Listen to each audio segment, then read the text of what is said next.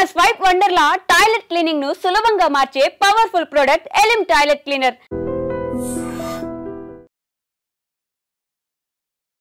రైతు భరోసా నిధులు ఈ రోజు నుంచి కూడా రాష్ట్ర సర్కార్ విడుదల చేయబోతోంది. ఎందుకంటే ఆల్మోస్ట్ వానాకాలం స్టార్ట్ అయింది కాబట్టి వానాకాలంకి సంబంధించి రైతు భరోసా ఇవ్వబోతున్నట్టుగా రాష్ట్ర సర్కార్ అయితే చెప్తున్నటువంటి సిచ్యువేషన్ అయితే ఉంది.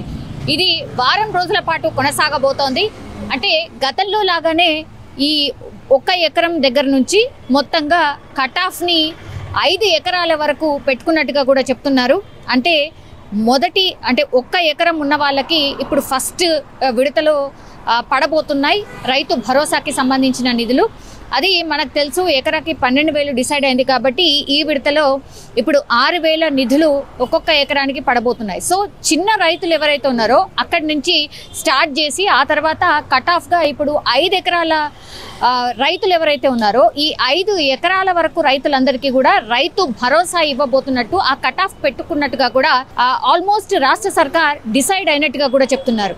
సో కట్ ఆఫ్ని 5 ఎకరాల వరకు పెట్టారు కాబట్టి ఇప్పుడు 5 ఎకరాల వరకు ఎవరికైతే భూమి ఉందో వాళ్ళకే ఇవ్వబోతున్నారా, లేకపోతే 100 ఎకరాలు ఉన్నా సరే 5 ఎకరాల వరకు వాళ్ళకు కూడా ఈ రైతు భరోసా కల్పించబోతున్నారు. ప్రజాప్రతినిధులు కావచ్చు, లీడర్స్ ఎవరైతే ఉన్నారో వాళ్ళందరికీ కూడా ఇవ్వనక్కర్లేదు అని కూడా ఒక చర్చ నడిచింది. దానికి సంబంధించి కూడా చాలా మంది ఒక క్లారిఫికేషన్ అయితే అడుగుతున్నారు. మరి వాళ్ళకు కూడా నిధులు వస్తున్నాయా లేదా, ఎవరు ముందుకైతే వచ్చి చెప్పట్లేదు. బట్ గతంలో అసలు కట్ ఆఫ్ ఏమి పెట్టకుండానే అందరికీ, అంటే ఎవరైతే వ్యవసాయానికి సంబంధించిన భూములు కలిగి ఉన్నారో వాళ్ళందరికీ కూడా రైతు బంధు పడింది.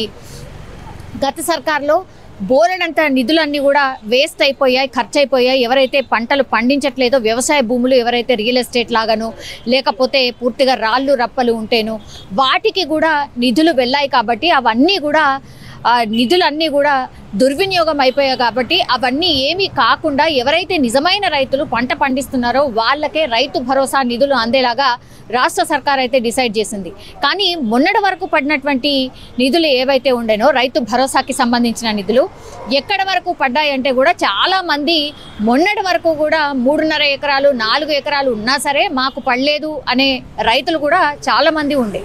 మరి వాళ్ళది మళ్ళీ ఒకవేళ పడకపోతే మీరు వెళ్ళి ఇంకోసారి వ్యవసాయ అధికారిని మీ జిల్లాల్లో మీ ప్రాంతంలో ఉన్నటువంటి వ్యవసాయ అధికారిని కలవండి అనేటువంటి మాట కూడా చెప్పింది. ఇప్పుడు వాళ్ళందరూ ఒకవేళ కలిసి వాళ్ళు ప్రూఫ్స్ అన్నీ చూపించి గ్రౌండ్ లెవెల్లో కూడా ఈ వ్యవసాయానికి సంబంధించిన అధికారులు నిజంగా అర్హుడైతే మాత్రం రైతు భరోసా నిధులు పడే అవకాశం అయితే ఉంది.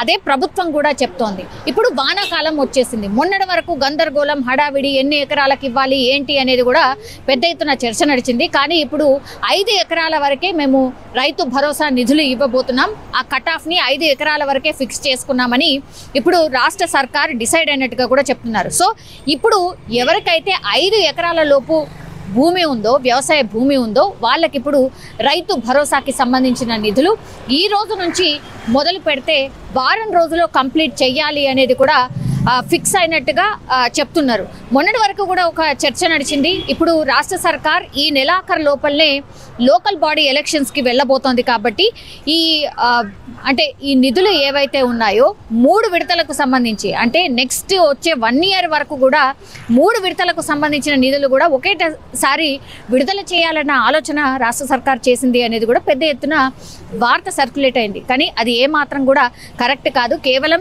ఈసారి అంటే వానాకాలంకి సంబంధించిన నిధులు మాత్రమే ఈసారి ఈ రైతుల ఖాతాలో పడబోతున్నాయి. అది కూడా వారం రోజుల్లో మొత్తం 5 ఎకరాల వరకు ఎవరికైతే వ్యవసాయ భూమి ఉందో వాళ్ళందరికీ కూడా రైతు భరోసా నిధులు పడబోతున్నాయి. అంటే 1 ఎకరానికి 6,000 చొప్పున చూసుకుంటే 5 ఎకరాలు ఉంటే 6 × 5 ఎకరాలు ఎంతైతే అమౌంట్ ఉంటుందో వాళ్ళందరికీ కూడా రైతు భరోసా నిధులు అందబోతున్నట్టుగా కూడా చెప్తున్నారు.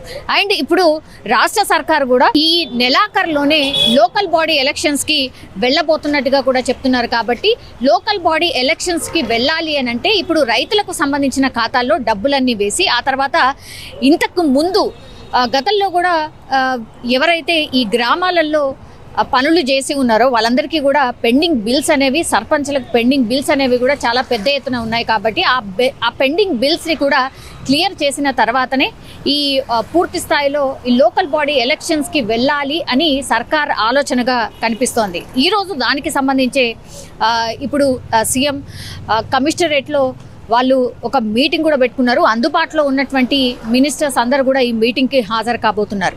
సో ఒకటి గ్రౌండ్ లెవెల్లో ఎట్లాంటి చర్చ ఉంది అనేది కూడా ఒక సర్వే చేయించారు సీఎం రేవంత్.